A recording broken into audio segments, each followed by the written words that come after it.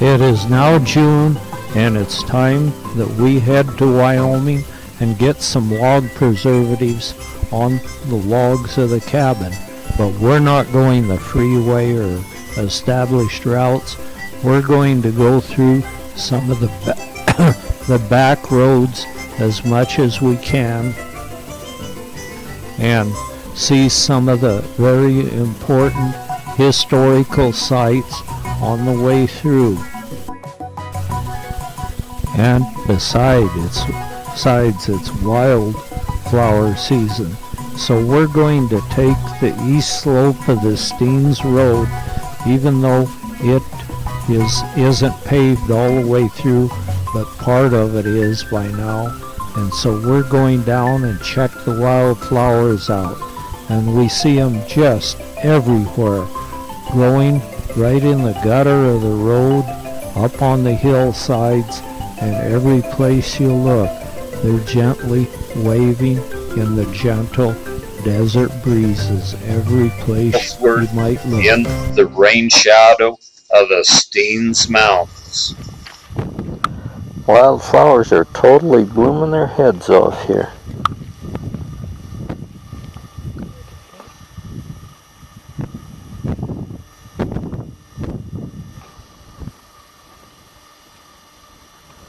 There are a few very shallow lakes on the east slope of the Steens Mountains.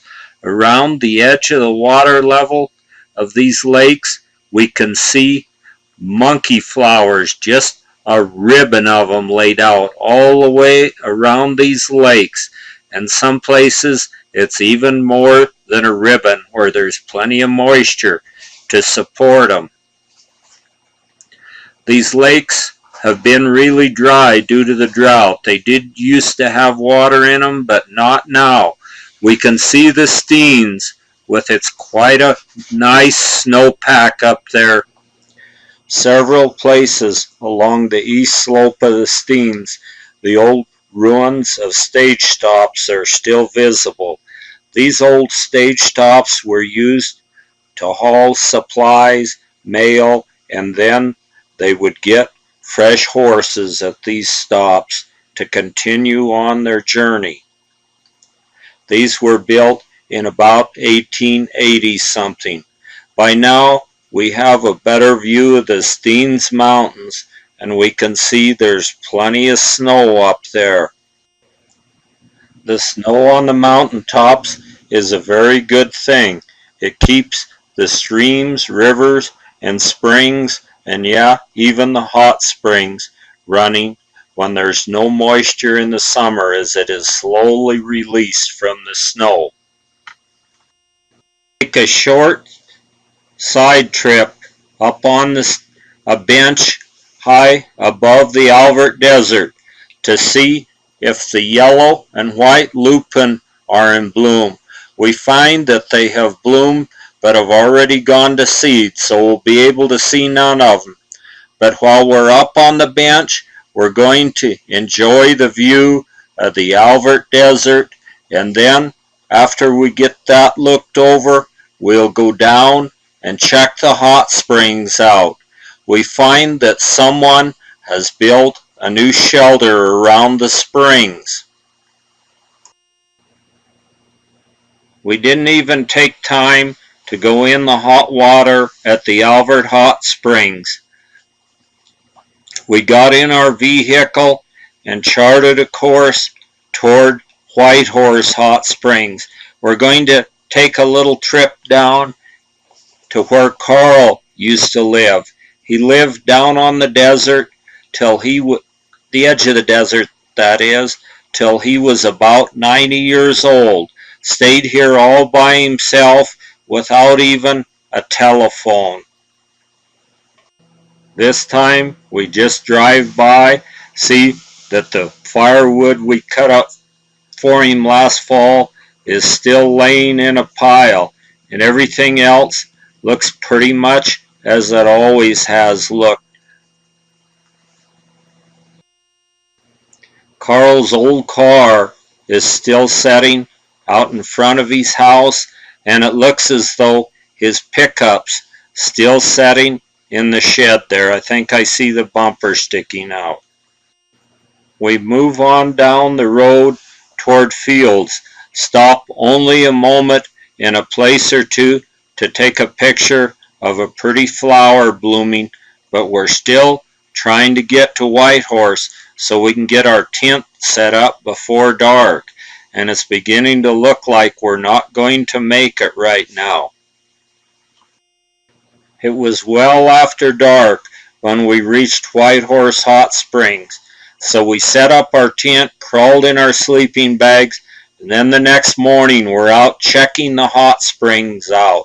It looks about the same as usual, on a really nice hot pool with the volcanic bubbles gurgling their way to the surface, and then another cooler pool behind it. I walked down along the banks of tiny Willow Creek to see if I can see some of the Lahontan cutthroat. The water's a little bit too high, but I can see numerous places where the beaver have dammed it up, and it looks as though a rock rabbit has built his nest in the crack in a rock. Another beaver pond, and there's just a jillion birds circling around the beaver ponds. The beaver live in an area and build dams, and then when they start running out of material to build their dams with and all the food to eat is gone, they move on. And so it's been a few years since they've been here, but it looks like there probably is enough stuff for them has grown back up that they can move back up and back home again and have them a lot of food to eat. Now there are fish and ducks and things swimming around in the pond. A little snake hurries to make good his getaway in a crack in the rocks. So Marge and I decided to go down and see if we can find some leaf fossils in the diatom deposits. This whole area around the hot springs was a huge volcanic crater, and then after the volcanoes got done erupting, it filled with water. So these diatoms lived in the water. They didn't live in the Great Basin itself because the water was just too rough for them. So then they died and were cast up here, and there were just jillions of them. They're a small single cell animal, and so they've fossilized, and while they were fossilizing, leaf and fern fronds drifted over on them, and so there's leaf and fern fronds in certain layers of them that you can still pick. These diatoms were one time commercially mined in some of these areas because they made this stuff to fill for filters and industry and stuff from them, so there's still a demand for it. The tiny little flowers are poking their heads up near the diatom deposits. Even the buckwheat are here. We have to put these rocks are quite lightweight and they float like a cork, and so we have to put them in very carefully in the car because the jiggling of the road will break them up if you're not real careful with them. After the diatoms, we went down and checked the cliffs out where the cliff swallows were nesting. Just a whole colony of them, and they nest in the little protected little alcoves in the cliff and under little ledges. There's even a stick nest here, and I'm not sure. I think it belongs to a raven, although every time we come here he hears us coming and takes off. And there's another nest right in a crack in the rocks. One of the last times we were there, we saw an owl sitting there, so it could be his nest as well. Well, the sun's setting low in the sky, and it'll soon be sunset, so it's time for us to head for the hot springs. The sunsets are very special out here, and rare is the day when it's cloudy the whole day and you're not able to see the sunset. Because most days of the year there's periods of clearing anyway, even if it's cloudy. The hot springs are gurgling up hot water.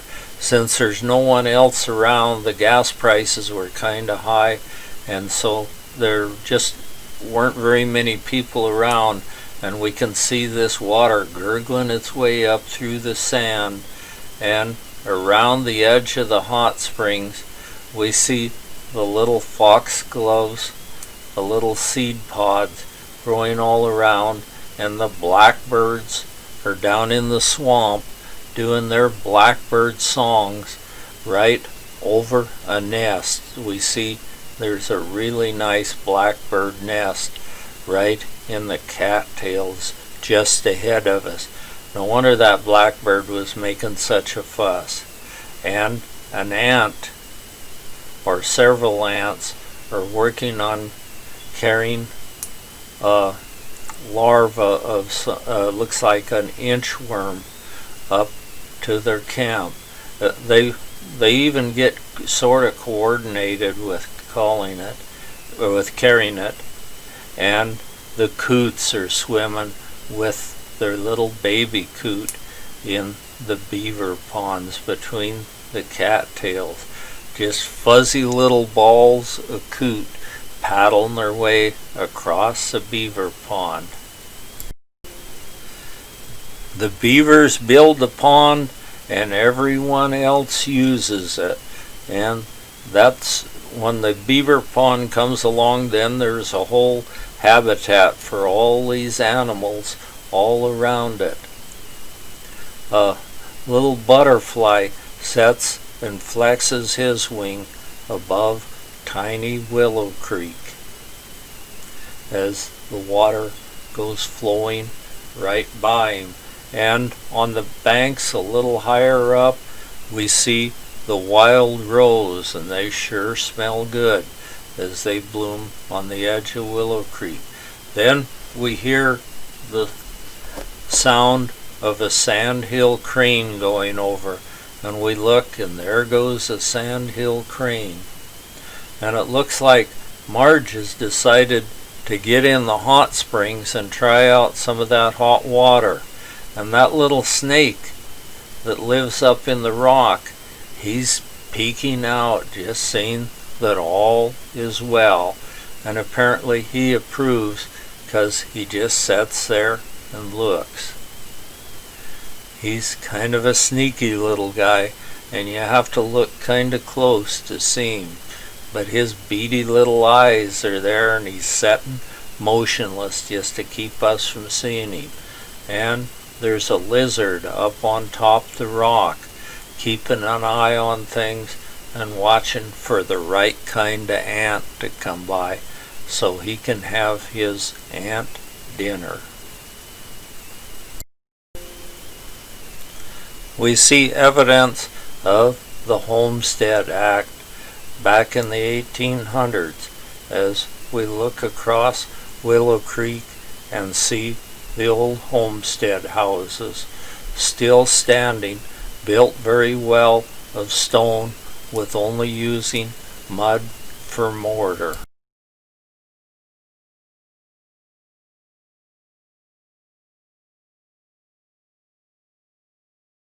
Yes, there was one on the little rock out in front and one in a little cave. The sun is now setting low in the sky, and it's time for us to go back to our camp. It's reasonably flat sagebrush country where we are, and the sun takes its time about setting as it majestically sinks down below the horizon in a sunset that you won't forget in a while. With the gas prices as they are, not many people have used the hot springs, so they haven't been disturbed much. I can look in the hot springs and see the hot water gurgling its way up from the center of the earth, right up here and percolating up through the sand. Some dainty little wild flowers are growing all around the hot springs. I walked around the edge of the beaver dam where the cattails have got established just to look at the birds.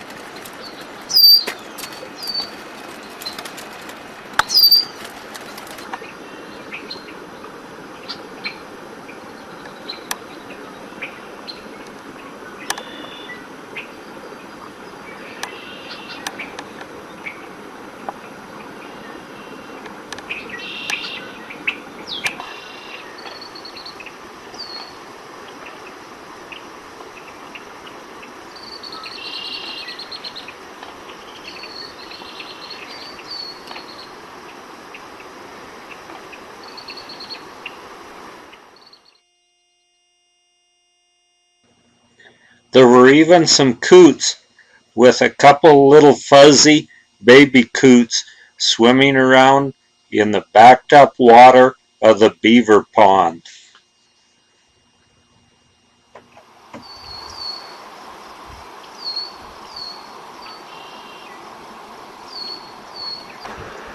There's all sorts of life around the backed up waters of the beaver pond.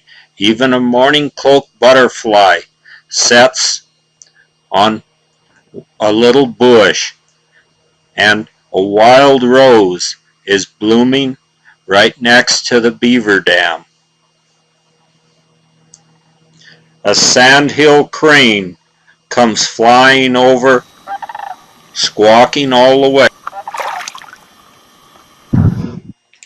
Meanwhile, at the hot springs, Marge has taken full advantage of that nice warm water. A buckwheat grows out of a cliff.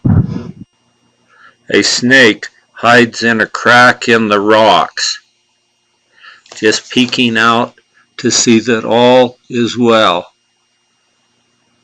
with his beady little eyes showing there. He sits real still and just watches to see what's going on around him. The crack in the rocks is a very secure home for this little guy. A lizard sits on top of the rock, taking in all around.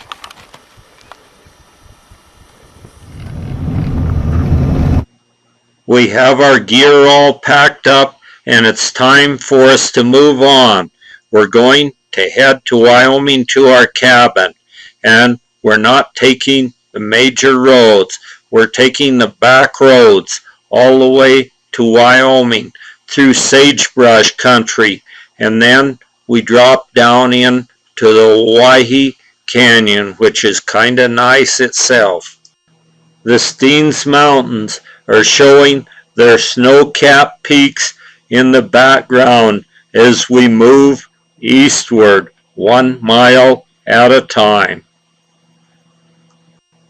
Crossing the gravel road ahead of us is a family group of wild horses with their long tails gently waving in the breeze, slapping those pesky flies off. The wild horses out here are masters of survival. A stallion will fight to get him a harem, and it looks as though this stallion's got him a good-sized harem with numerous colts and horses of several different colors. They've managed to make a living out here in the super hot summer sun, and then the cold winds of winter blow here. They know where the water is, where the feed is, and so they're surviving against the odds. They've developed super hard hooves for out in the desert, where they can gallop across the rocky sagebrush plain with no problem, as they take to hoof and leave a cloud of dust in the background. These feral horses are free and wild to roam the desert wherever they might so choose.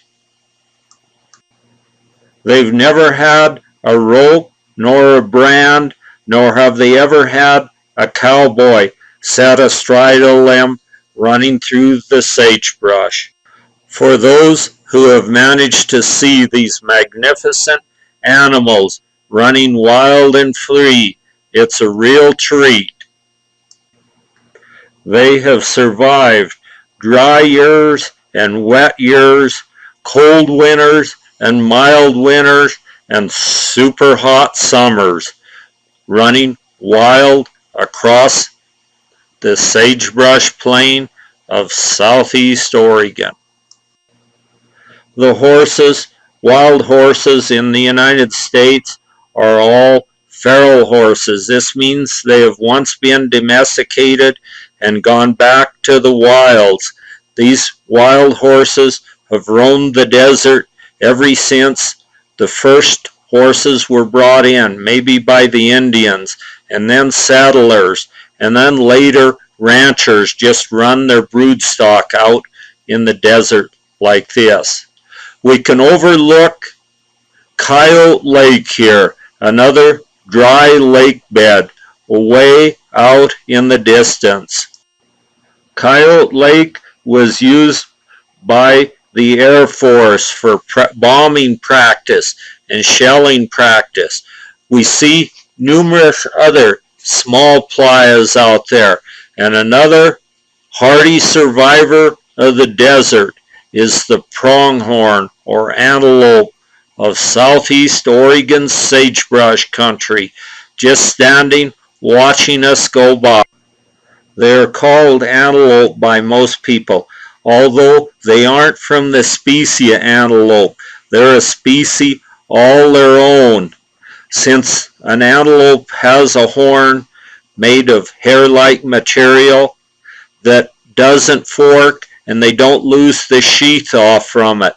These antelope lose the sheath off their horn every year and grow a new one. So on good years, they'll grow a long one. On poor years, it might be a little bit shorter, but they definitely shed them each year. So this makes them not an antelope species. The next thing we find is sort of an old ghost town. This is the Charbonneau area, where Charbonneau Historic Area. There's an old fort here that was used as a safe house for Indian fighting. There's even the little keyhole there that you would shoot out as these painted up warriors go screaming past you, leaning on the backside of their horses. The old cat is the caretaker of this right now. Inskip Station, founded in 1863 by Dr. E.W. Inskip and his partner Osgood to serve as hostel on Skinner's Toll Road. Known as fortified dwelling, it often served as refuge during Indian raids. Malheur Country Historical Society. Only two of what were probably many of these keyholes for shooting out of, or shooting ports, are left in the old fort. They are tapered so you can get the best advantage of a shot, and they're even lined with some sawed lumber. So again, there must have been a sawmill someplace around there in pioneer days. The old safe house is listing quite badly, so probably won't be here that much longer. We cross the road and go directly to the old Pioneer Cemetery. Wide and starry sky at Inskip Station. J.B. Charbonneau, February 11th, 1805 to May 16th, 1866. Jake Dixon, October 7th, 1866. Ethan Wright, August 13, 1869. Gertrude Inskeep, May 10th, 1872 to December 10th, 1873. Immigrant Child, 1870s. James Doe, March 23rd, 1881, son of Sacagawea. August 6, 1971, this was put here by the Oregon Historical Society. Okay, read it. Jean Baptiste Charbonneau, son of Sacagawea. This plaque is dedicated as a memorial to Jean Baptiste Charbonneau, whose personal life experience elevated him to national recognition in American history. He began his road of life on an epic journey westward, the youngest person accompanying the Lewis and Clark expedition. Pomp was carried in a cradle borne by his mother Sacagawea, Alimi Shoshona. Following the death of Sacagawea in 1812, young Pomp came under the guardianship of Captain William Clark and was schooled in St. Louis, Missouri. He spent 6 years in Europe and Africa. While abroad, he learned to speak English, Spanish, German, and French fluently, in addition to several native languages he already knew. During his stay overseas, he accompanied and was hosted by a German royal family, the Wilhelms of Wattenberg. He then returned back to the States, where he served as alcalde of San Luis Rey, California. His love for adventure and free spirit brought him full circle back to the natural wonders from hence he traveled as an infant child. As a guide, he taught others to appreciate the natural beauty of this great nation. We commemorate his triumph as a true example of adventure and freedom, a spirit that characterizes the great American West. Okay, now. Jean Baptiste Charbonneau, as a baby, was with his mother, Sacagawea, a member of the Lewis and Clark expedition. As a man, was a pioneer of the West of pleasant manner and esteem in the community. You got it? Mm-hmm. Several baseball caps have been placed on one of the graves here, next to Jean Charbonneau's. The grave of Jean Baptiste Charbonneau is right next to these baseball caps, and it's more or less an Indian-style grave. You're on. Oregon history. Jean Baptiste Charbonneau, 1805 to 1866. This site marks the final resting place of the youngest member of the Lewis and Clark expedition, born to Sacagawea and Toussaint Charbonneau at Fort Mandan, North Dakota, on February 11, 1805. Baptiste and his mother symbolized the peaceful nature of the corpse of the Discovery, educated by Captain William Clark at St. Louis.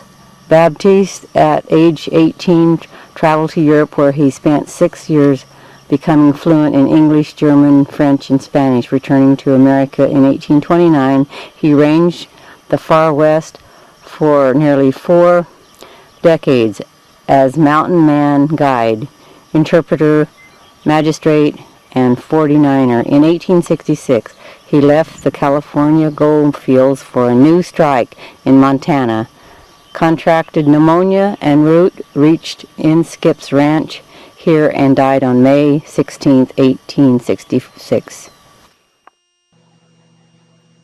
A tattered and well-worn flag still whips in the desert breeze. The purple lupin are in full bloom as we move eastward. The arrowleaf balsa root are still blooming very nice, as well as many smaller flowers gracing the floor of the desert as we move higher up into the mountains of Idaho. And the higher we go, the more flowers there are blooming. Lupin, instead of just a single clump of them, they are in fields up on top as we're going higher on the mountain toward Silver City, Idaho. The pretty yellow arrowleaf balsa root are blooming right alongside the purple lupin, with even an insect there for pollination. Some wild iris are by a small mountain stream as we're moving higher and higher up the mountains. In the moist pastures near the stream, we find our best display of pretty wildflowers of several different descriptions. They're growing right on the stream banks here as the stream goes roaring and crashing its way to the sea past the flowers. Even the death camas shows its presence here with its single spike of flowers. We're all excited by now, thinking we'd finally came to Silver City. I'm not sure that's right. This seemed to just be a few houses here and then none for a long ways. Even a lilac is in full bloom alongside the road with its great fragrance. Marge can't help but get out and sniff some of the blossoms of it.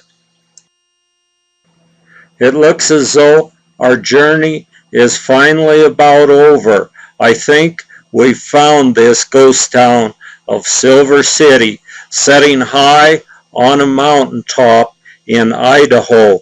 This was one time the largest city west of the Mississippi. Now there are still several people living here, and there are even a few businesses. A church and a schoolhouse still stand.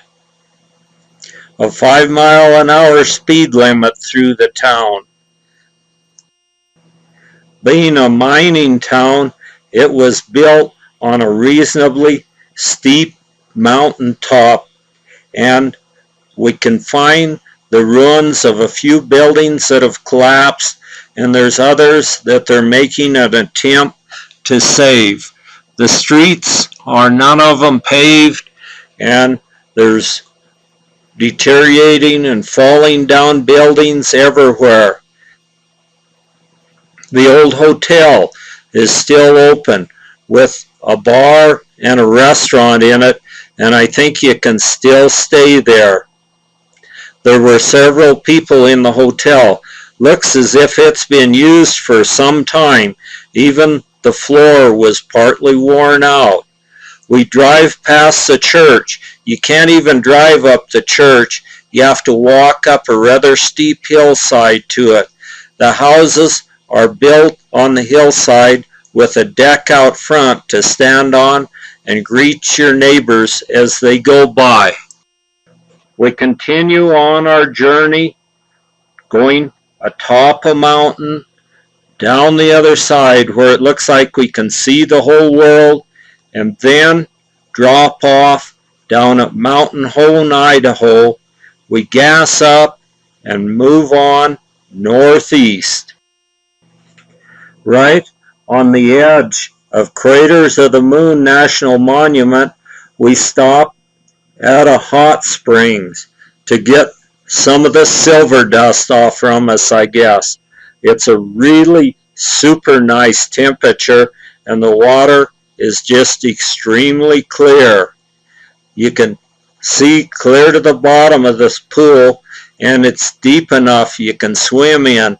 The monkey flowers are blooming all around the edge of it as usual around the hot springs. They love the steam, the warm steam from the hot springs. Well, since we're here, we just well test the water and see how it's going to be. The water was the very best.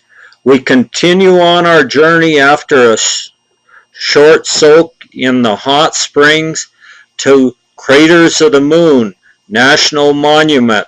We go over a moonscape of lava beds and finally find us a camping spot right in the national park. It was a very nice campsite. We set our tent up and paid our $5 fee with our prune card. It was $5 for the night. The tent will be set up in a matter of a little while, and we'll go to bed. The next morning, we're going to get up bright and early and look this moonscape over, called Craters of the Moon National Monument. There have been numerous volcanic eruptions in the Craters of the Moon National Monument throughout the centuries. That night, the moon was up at full moon. It was almost light like day as it shines through a couple of large trees right in the edge of our campsite. Looks like a night to howl, but the only thing that was out here to howl were the coyotes.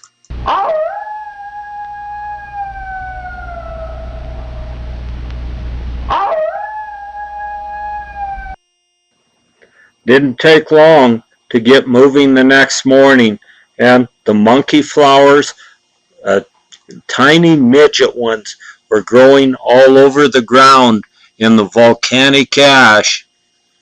The rabbit bushes were in bloom. The scrubland Panther Mines make their presence known with a beautiful blossom. We have to check out some of the volcanic craters. We climb up on the volcanic crater and look down where the lava must have spewed out of, and find that it's full of ice now. Quite a contrast from when it was originally erupting. It's quite a steep little crater, and you can look around the edges and see where the lava flowed out and flowed down across this area, this moonscape of an area called Craters of the Moon.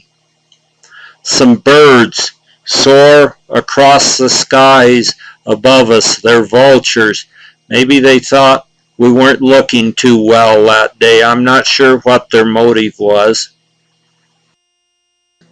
The national parks have erected fences and trails where most any kind of tourist can visit these sites with very little danger as long as they stay behind the fence. Must have been a hot time around here when all these volcanoes were erupting. Marge is looking it all over, even taking advantage of the scenery we can see from high on top the crater. The moonscape is starting to revegetate itself with some tiny plants, and even some trees in certain areas are coming back to heal the scars of the volcanic eruptions. Some of these trees looks as though they've fought the elements and grown under impossible odds for numerous years and then succumb to death right on the moonscape of the lava fields of Craters of the Moon National Park. Lava fields stretched as far as the eye can see, with its twisted and snarled lava with a few plants mixed in between. The gland sinew flower adds its beauty to this moonscape. The fern leaf fleabrant is growing in a protected little area where it can get enough moisture to run its roots deep into the cracks of this volcanic lava. Some of the thicker lava has squeezed and forced itself through openings to come out and harden in some of the most unusual shapes you'd ever expect to find. Even in the cooling process, some of the lava has cracked, leaving great big fissures open all across the lava beds. There are numerous caves, and right near the mouth of one of the caves we see a little violet green swallow sitting on a little perch. He must be nesting in the cracks in one of the caves. We go down in the cave and look around. It was quite nice down in there. But here's what we're here for, is to see these spirit circles that were put here by the earliest Americans. These were set in to do their prayers of a morning. There are numerous ones here, and I first read about these in National Geographic and had to come see them. And what a sight. The caves were the refrigerators for the Indians, and also it probably felt pretty good to go in one of these cool caves on a real hot day, as well as keeping their food cool. There's even ice in some of the caves.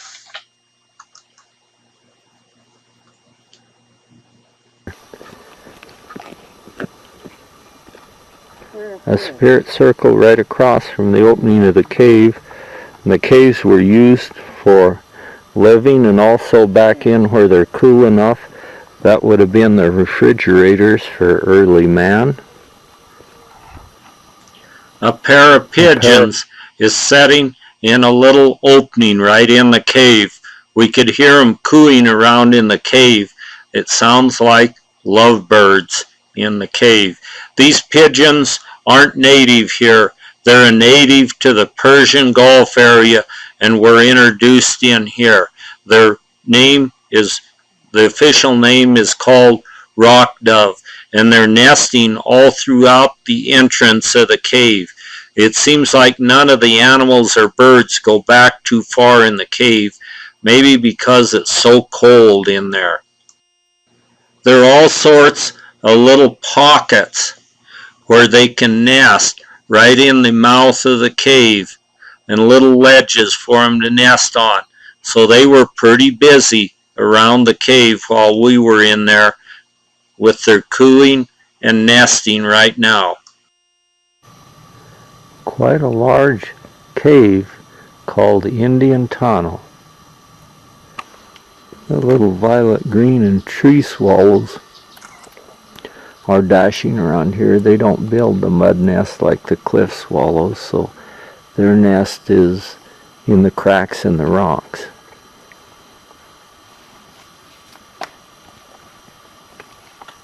It's nice and cool in this cave. I can see why the first Americans would like to come in here in the summer months, and it would also serve as a refrigerator to keep their food.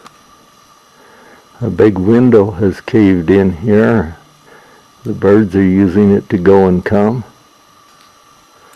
Then another cave in, letting light come in on the other end.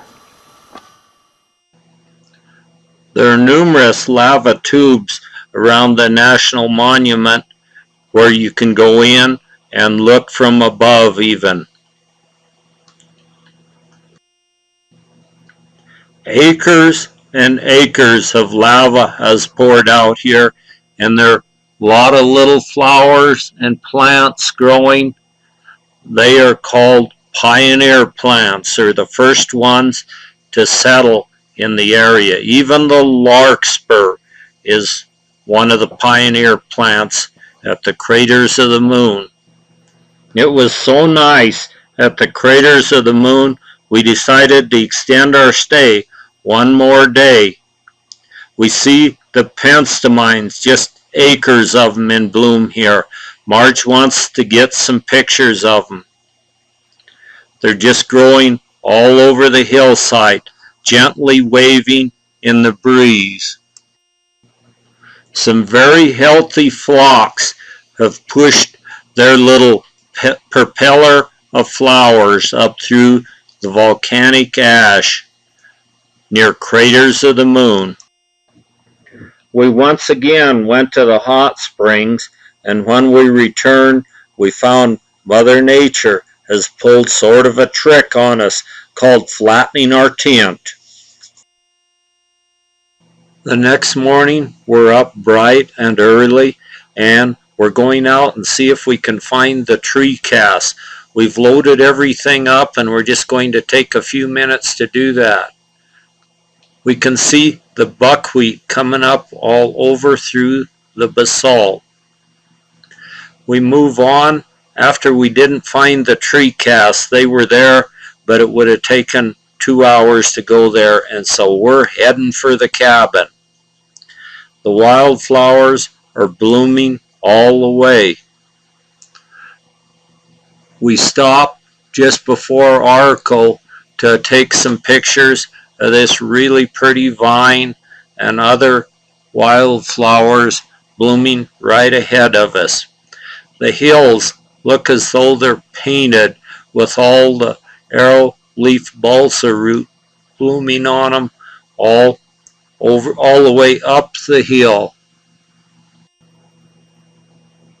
We stop briefly in Arco just to admire some of the numbers painted on the hill. The first one we see is 1920, and every year since has been recorded there. When the senior graduation class graduates, they paint the year on the hillside. I remember these from back my first trip through here